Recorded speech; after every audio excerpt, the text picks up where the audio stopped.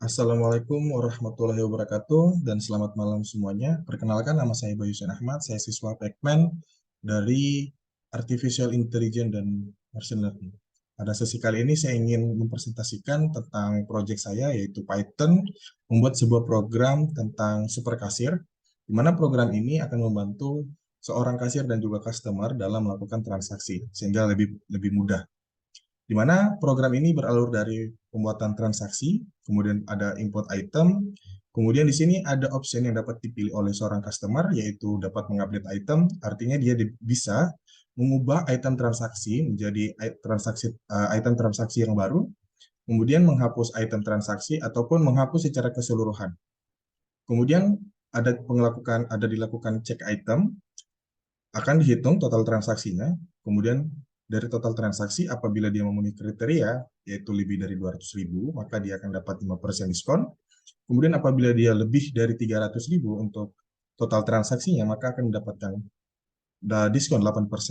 Kemudian jika lebih dari 500.000, maka akan mendapatkan diskon 10%. Selanjutnya akan dilakukan input item lagi, lalu customer akan membayar seperti itu. Ini adalah alurnya. Kemudian untuk proses penggunaan dari program ini, di sini ada 4 test case ya. Pertama, kita mengimport kelas yang sudah kita bikin. Mungkin akan saya jelaskan secara singkat tentang terkait dari kelas yang digunakan untuk membangun sebuah program ini. Kelas ini bernama dengan transaksi sebagai nama programnya, yaitu di sini kita membentuk sebuah transaksi yang kita sebut dengan belanja, sebuah list kosong terlebih dahulu. Kemudian ada function add item, di mana fungsi ini berfungsi untuk menambahkan nama barang dan juga jumlah barang, di mana menyaratkan jumlah dengan harga, yaitu dengan tipe data yang desimal atau float dalam kita sebut dalam bahasa programming, untuk mengantisipasi apabila ada jumlah yang bentuknya seperti 1,5 kg dan juga harga yang seperti 2.500 seperti itu. Kemudian apabila di sini terjadi error ketika customer itu menginputkan yang bukan angka, maka akan menunjukkan sebuah error message, yaitu masukkan angka seperti itu. Selanjutnya, nama barang, jumlah, dan harga akan kita simpan dalam sebuah dictionary. Dari dictionary ini akan kita masukkan ke dalam belanja tadi ya. Berarti dictionary akan kita masukkan ke dalam list di sini. Kemudian ada function yang namanya atau metode yang namanya update item name. Di sini prosesnya adalah kita melakukan sebuah iterasi pada belanja. Kita mengingat kembali karena belanja itu bersifat list, maka hasil dari looping ini, si key yang kita gunakan akan bersifat sebagai dictionary.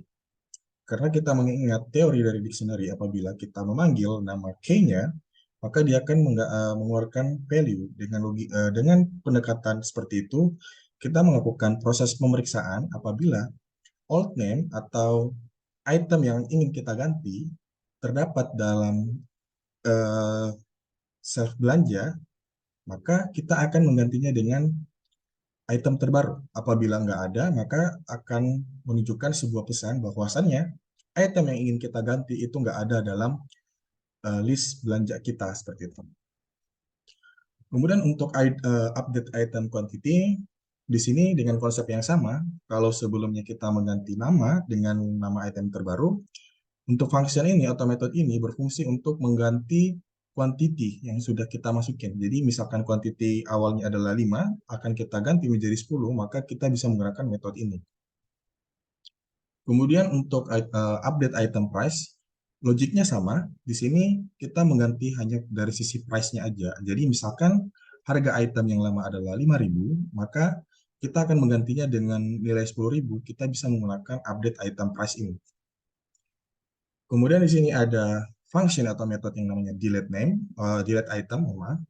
Function ini kita gunakan untuk menghapus item tertentu yang ingin kita hapus gitu ya.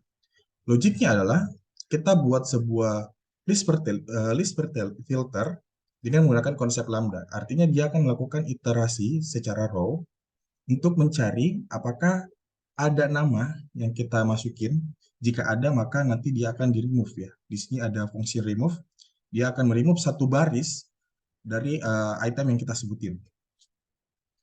Kemudian ada reset transaction di sini. Reset transaction digunakan untuk menghapus secara keseluruhan dari transaksi yang sudah kita punya dengan menggunakan metode .clear. Kemudian check order akan mengembalikan sebuah data frame yang akan menunjukkan list transaksi dari customer. Ada jumlah, harga, nama barang, dan juga total barang. Kemudian nanti di akhir, jika seorang customer ini ingin melihat bagaimana total belanjanya, maka nanti kita bisa menggunakan metode print total, di mana akan dihitung secara keseluruhan, dan juga di sini akan masuk ke dalam conditional statement apabila dia memenuhi kriteria seperti lebih dari 500.000, maka nanti dia akan mendapatkan diskon sebesar 8%. Apabila dia lebih dari 300.000, maka dia akan mendapatkan 5% diskon. Apabila dia lebih dari 200.000, maka dia akan mendapatkan 2% diskon. Tetapi kalau misalkan dia tidak memenuhi, maka akan masuk ke dalam elif di sini, maka dia akan membayarkan total dari list transaksinya. Kalau misalkan 100.000, maka dia nggak akan dapat diskon. Dia akan membayar sebesar 100.000. Tetapi kalau misalkan nggak ada transaksi, maka nanti akan muncul error message, yaitu belum ada transaksi. Oke, di sini untuk test case-nya kita import function yang sudah kita bikin, kelas yang sudah kita bikin. Kemudian karena dia berupa object oriented, maka kita bikinkan objeknya terlebih dahulu, di mana TRX sama dengan transaction. Jika kita running dan kita manggil metode yang namanya add item dengan memasukkan ayam goreng, kemudian jumlahnya yang dibeli dan juga harganya, dan juga pasta gigi, berapa jumlahnya dan berapa harganya, maka kalau kita running ini akan muncul sebuah pesan dan juga data frame-nya, yaitu pesanan dengan nama ayam goreng, jumlahnya 2 dengan harga 20.000 itu sudah berhasil masuk ke dalam transaksi kita. Nanti bentuknya seperti ini, teman-teman. Kemudian tes kedua yaitu kita melakukan menghapus item tertentu dengan menggunakan metode delete item. Di sini kita akan mendelete pasta gigi. Jadi kalau misalkan kita tuliskan pasta gigi ke dalam metode delete item, maka nanti yang muncul hanya satu, yaitu ayam goreng, karena pasta giginya itu sudah dihilangkan.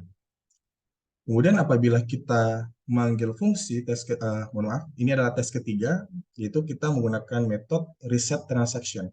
Kalau kita running, maka nanti seluruh transaksi kita akan hilang, dan juga kalau misalkan kita check order, kita panggil metodenya, maka di sini belum ada transaksi atau transaksi belum benar. Artinya, transaksinya itu sudah kosong karena sudah dihilangkan seperti itu.